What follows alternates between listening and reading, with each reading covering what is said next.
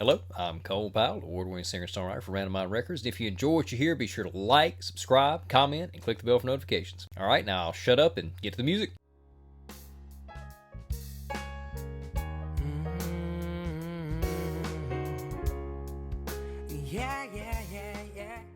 Mind taking chances with their daring arrangements.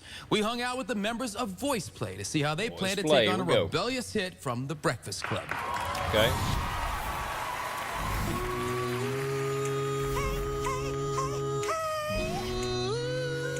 Our next performance is Don't You Forget About Me by Simple Minds from the Breakfast Club. And so we're just preparing by getting into character a little bit. For our last performance, we did Don't Speak by No Doubt. It was a very emotional roller coaster for all of us. That was a great performance. Great performance, as I said last week. This week you showed us your hearts. You know, this is a tough song because you really have to sell the angst of the emotion. I thought your last... I'm beginning... Somebody spoiled what place they got in the comments, and I'm almost going to say it was 6th place. Is this... I'm thinking whoever loses this will be in 6th place. Is this maybe where they get cut? I come, I make you cry, I leave. So, I don't necessarily expect this song to be some big dramatic crying moment. I just expect to hear genuine longing. See me, don't forget about me, say that we have is real. Being transparent and being vulnerable is a scary thing, but maybe that's really the way to go. I would really love to be remembered by this performance. It's funny seeing how prominent Honey was in this iteration of the band.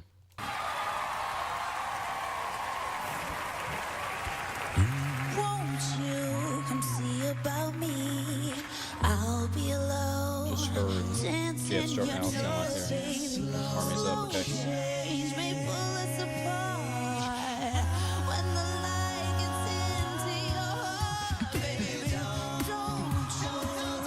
Yeah, they sound great, really tight. I'm not a huge fan of this song because 80s.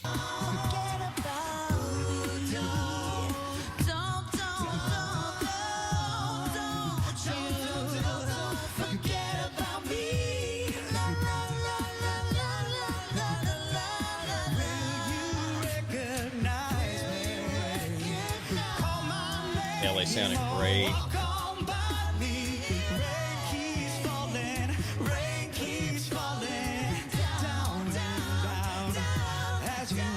It sounded like maybe there's a little rush in there with the Lane on the beatboxing. Will you call my name? Will you call my name? As you walk on by.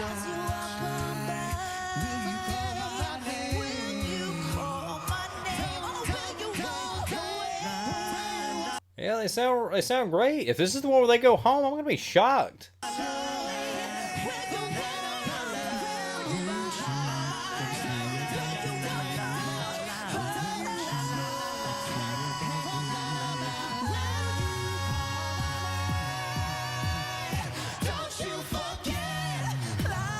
Yeah, that was good. Okay, sound like maybe a little something off there in the harmonies when they got this breakdown.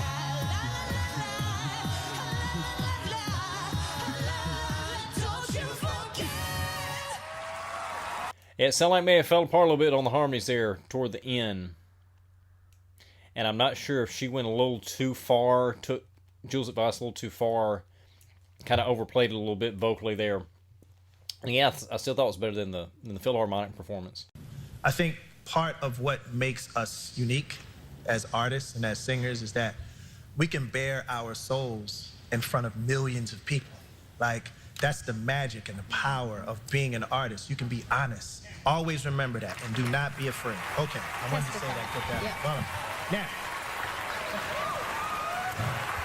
Now, with that being said, I love the arrangement. I loved how you started. I loved how you brought in Honey. You have a very unique voice in a way because you can do almost anything. I always love your delivery and I love your performance. Ellie, it was nice to see you coming out the box, sir. Yeah, this is only the second time he's really had a moment to shine. At first, we thought that, the group was kind of like the one-trick pony in a sense where Honey was the front person and everybody just kind of backed her up. So funny because she's only there because the producers came in the front made them get the female. Now, with all that, the arrangement for me went from here, and then I was waiting for that peak, and then it just stopped.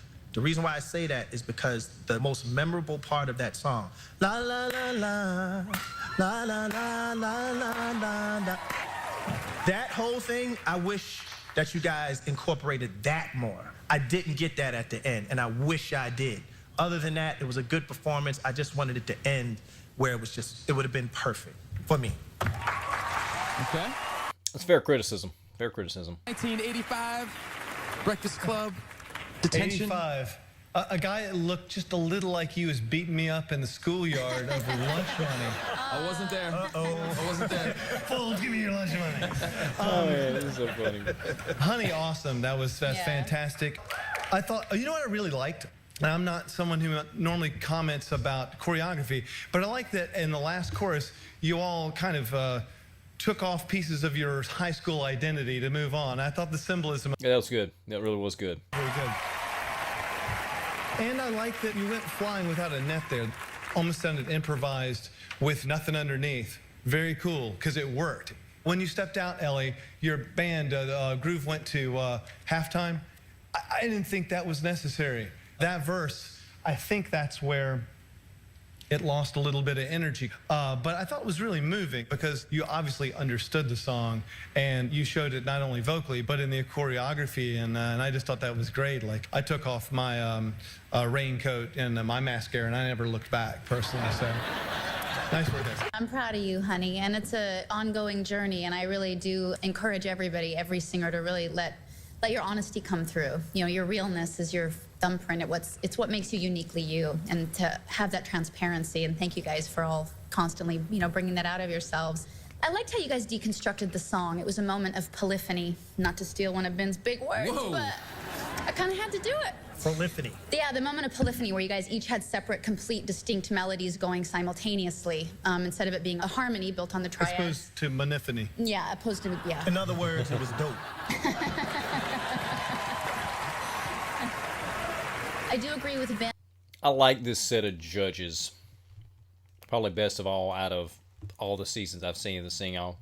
But other than that, I thought it was a really great performance. VoicePlay, I wasn't a huge fan of the song to begin with, and I felt like toward the end of that performance, it kind of fell apart a little bit. That's not really the criticism that the judges had, but they did a great job. The battle, they were better on the ultimate battle with Acoustic Cats, and they both ended up being eliminated, which was just crazy. If you didn't see the battle, that's going to be on Patreon. If you're watching this on YouTube, that's on Patreon. You go check that out. But yeah, they did a great job.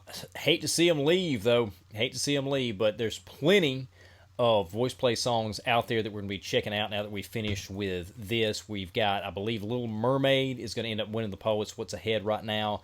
I'm filming this a few days before the poll will actually end, but right now Little Mermaid's ahead, so that's probably going to be the next VoicePlay we're going to be checking out. And I actually may be checking out Jeff's cover of Sound of Silence first before we get to the poll winner, and we'll be having a new poll out every week on Patreon. So if you want to help us choose which VoicePlay songs to listen to next, go check us out on Patreon. It's $1 a month to be able to vote in the polls, and there'll be, again, a poll a week. Also, it's the same thing with Home Free if you're a Home Free fan.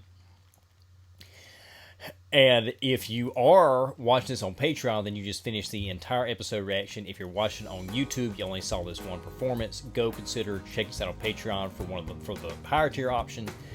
And we will see you soon.